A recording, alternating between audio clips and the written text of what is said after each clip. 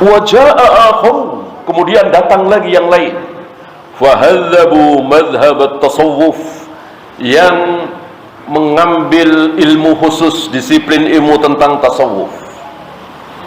Jadilah kaum muslimin menganggap tasawuf bagian dari Islam. Padahal Rasulullah, Abu Bakar, Umar, Utsman, Ali, Zubair, Talha dan seterusnya tidak kenal apa itu tasawuf, apa itu sufi. Mana mungkin ada ilmu agama tidak dikenal oleh Abu Bakar, Umar, Utsman, Ali. Para sahabat termasuk tabi'in tidak kenal apa itu tasawuf, sufi. Itu sekedar bahasa Arab, bukan ilmu di dalam Islam. Yang ilmu di dalam Islam adalah fikih, manhaj, syariat, salat, saum, zakat, haji. Itu istilah-istilah dalam syariat Islam. Adapun sufi, tasawuf tidak ada. Fa'afraduhu bisifatin mayyazuhu biha, mereka mengkhususkan, berdalam-dalam dalam hal ini, minal ikhtisasi bil muraqqa'ati was-sima'i wal wajri wal raqsi wat tasfiq, yang akhirnya di dalam ajaran mereka itu ada siulan, tepuk tangan, tarian, berpakaian harus yang tambal-tambalan. Betul-betul ini tidak ada contoh dari Nabi alaihi salatu wassalam. Dan mereka menganggap ini sebagai sebuah kebaikan. Ada tepuk tangannya, ada geleng-geleng kepalanya, ada tarian, ya.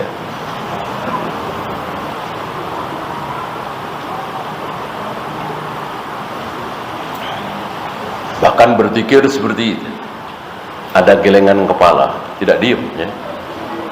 La ilaha illallah. Nah, itu. Ada gerakannya, ya, dan itu ada aturannya. Entah wahyu dari mana, ya. Dan mereka yakin betul itu, melakukannya seperti itu, begini, ya. Nanti semakin cepat, ya. Nanti ada yang sampai berdiri, kemudian muter-muter, berguling-guling, ya. Dulu hanya ada di kampung-kampung itu, di daerah-daerah. Nah, sekarang karena informasi luar biasa, medsos segala macam, kita semua menyaksikan dari handphone kita, ya. Betul-betul luar biasa. Wa tamayyazu bi ziyadatin nadhafati wat taharah. Kemudian mereka bersangatan, berlebih-lebihan dalam masalah kebersihan, taharah. Mungkin antum pernah dengar ada orang yang menerima uang kembalian sampai di rumah itu uang dicuci, najis katanya, luar biasa. Dan mungkin di kita jarang, ya, di beberapa daerah antum kalau mau masuk masjid itu pasti melewati apa? Melewati genangan air, gitu. Ini jelas was-was, ya.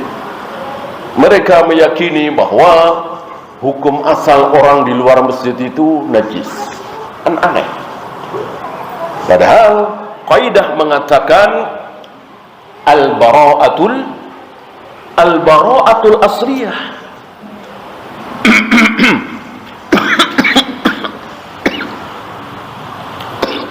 Hukum asal orang, hukum asal semua benda itu suci apa najis?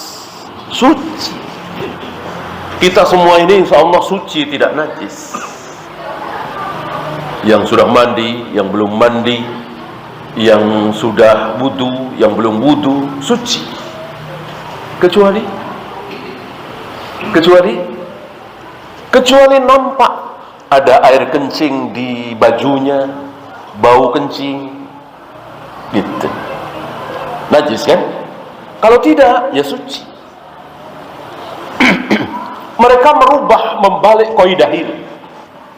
Siapapun najis, kakinya najis, maka siapapun kalau mau masuk masjid harus melewati genangan air. Ya, kalau genangannya cuman 5 cm, 10 cm barangkali ya. Ini kadang-kadang dalam sebetis. Ya, kadang-kadang hampir sedengkul. Kasihan itu ibu-ibu. Mana akalnya? Mereka salah dalam membuat hukum asal. Yang mestinya hukum asal adalah suci, mereka balik. Hukum asal adalah najis. Tanah, debu, aspal di jalanan, itu suci apa najis? Suci. Kecuali jelas kelihatan ini air kencing, baunya bau kencing. Kan jarang sekali.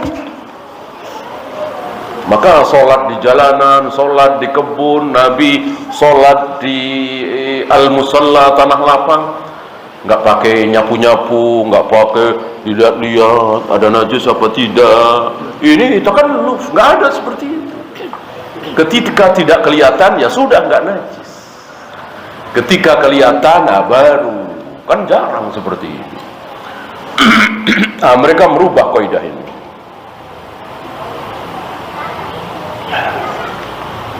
Beliau mengatakan wa tamayyazu bi ziyadatin nadhafati wat taharah. Berlebihan dalam masalah suci dari najis.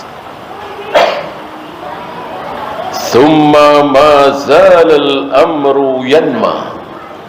Kemudian keadaan terus bertambah. Nah, seperti tadi, kesesatan itu terus bertambah, bukan berkurang. Wal asyahu yad'una lahum awda'a.